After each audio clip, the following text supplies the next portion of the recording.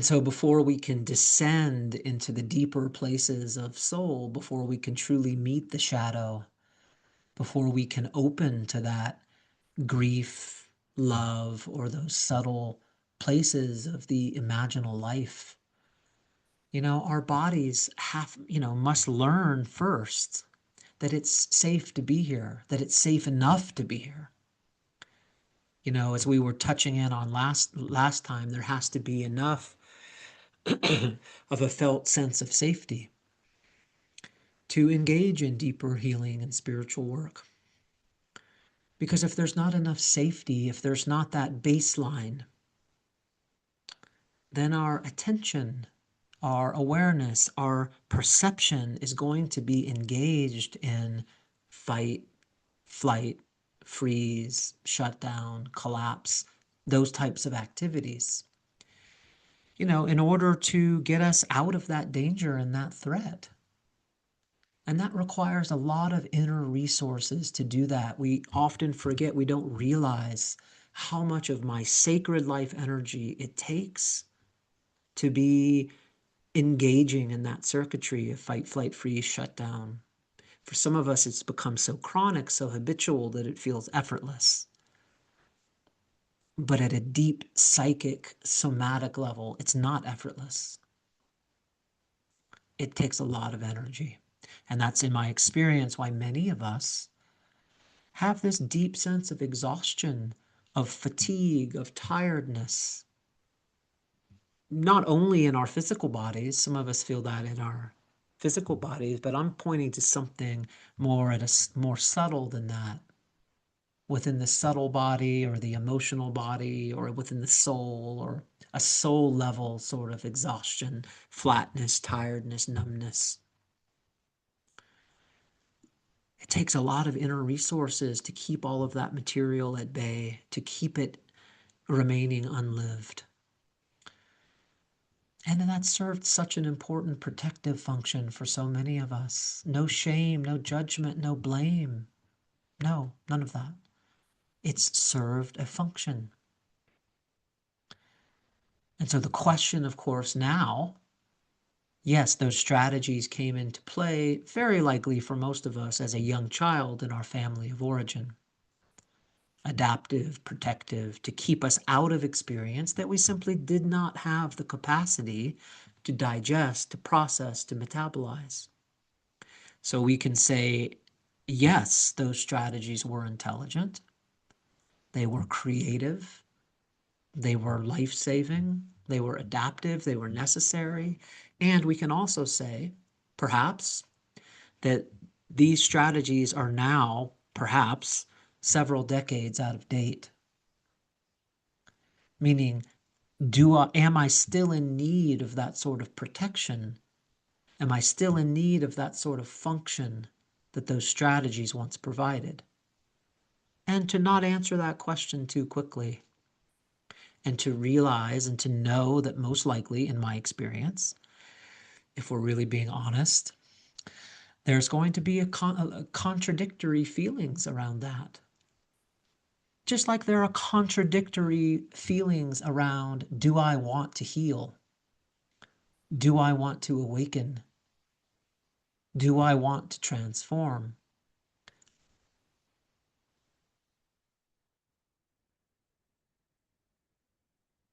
Of course, at a conscious level, each and every one of us, just a guess, would answer in the affirmative to that question. Of course, I wouldn't be here. I wouldn't be in a group like this. I wouldn't pray and meditate and go to therapy and do breath work and centering prayer and carry on with all of the things that I do. Of course, I want to heal. I want to awaken. I want to transform. And that's a very valid, honest, authentic part of us.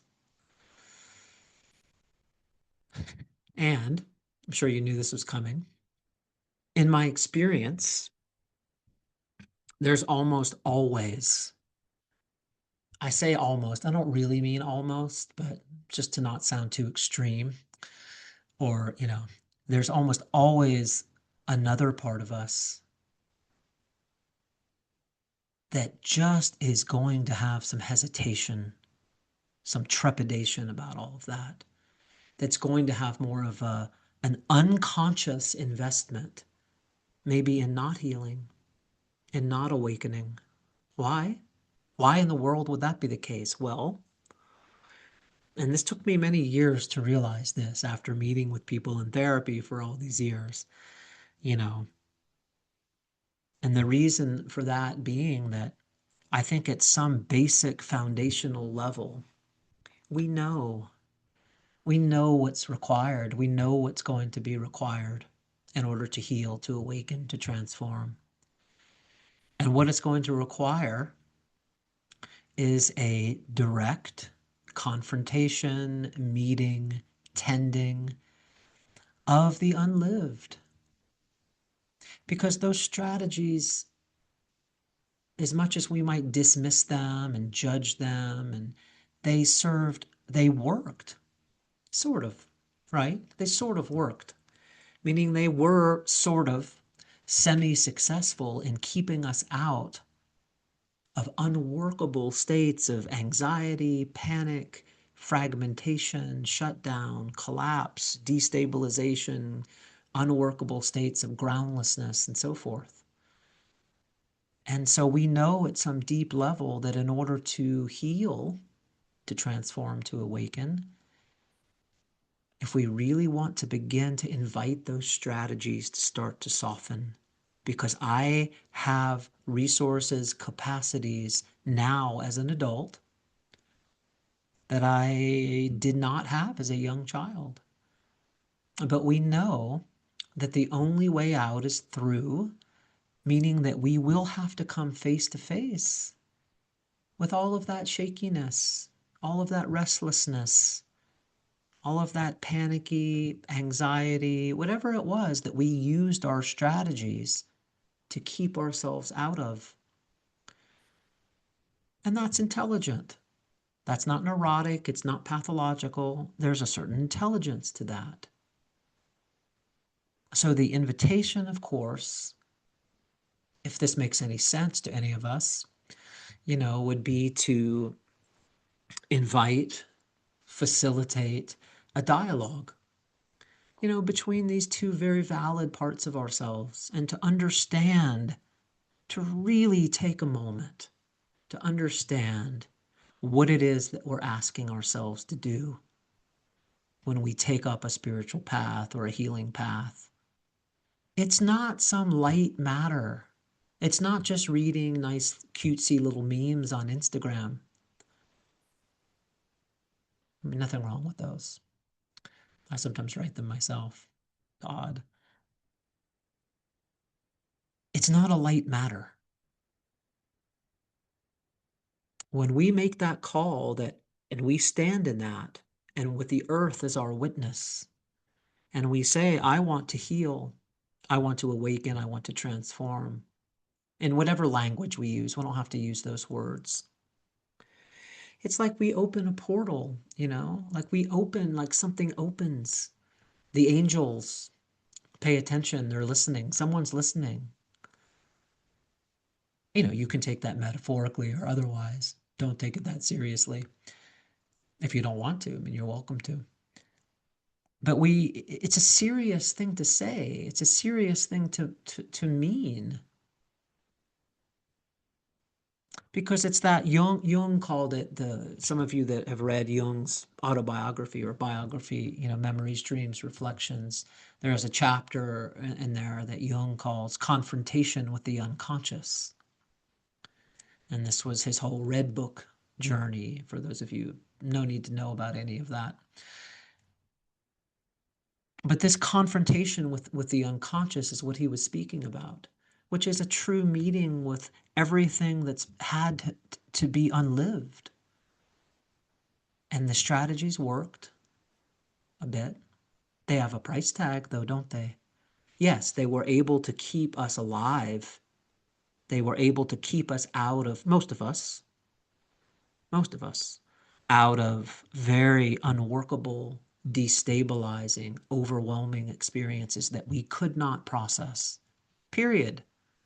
Not because there was something wrong with us, not because we were developmentally thwarted in some way, not because we were neurotic or messed up, but simply because at age 6 months, 12 months, 18 months, 3, 4, 5, we don't have the capacity to process overwhelming emotional and somatic experience.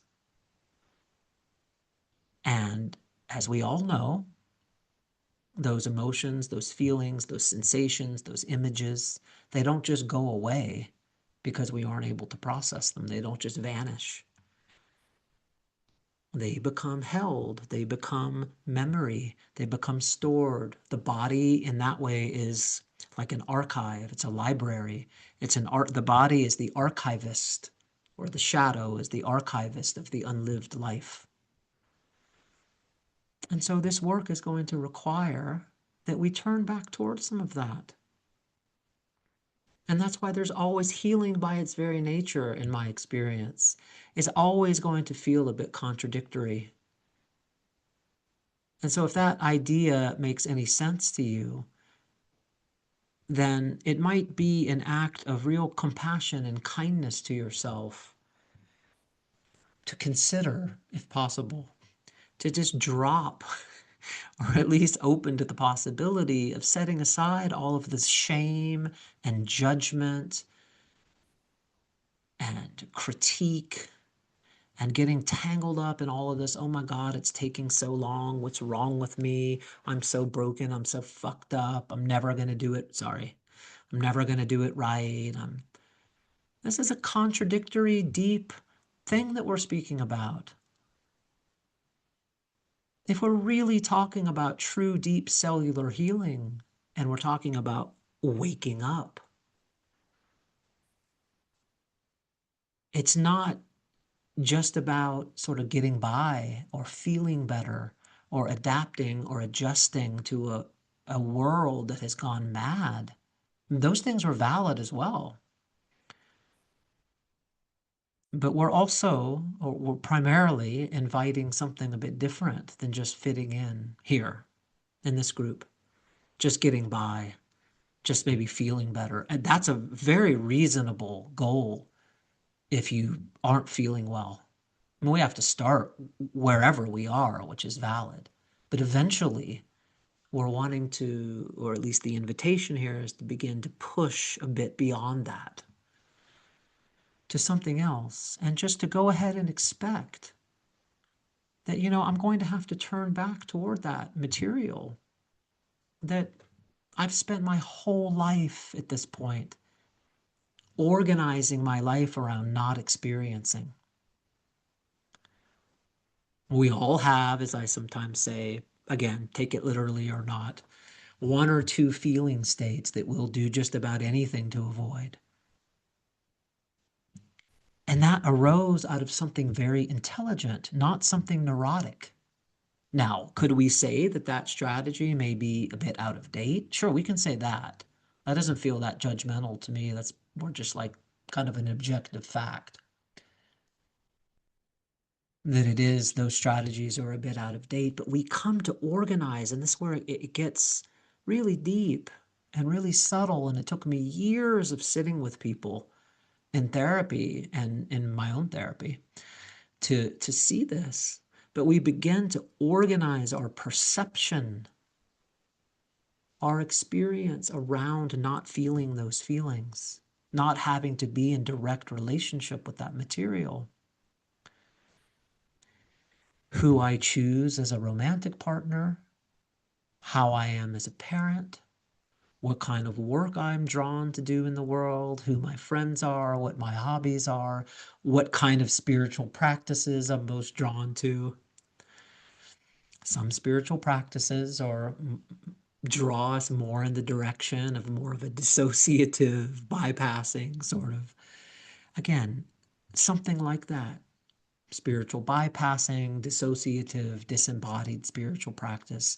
It's not, we don't have to go to war with that. It's just like any other defense mechanism.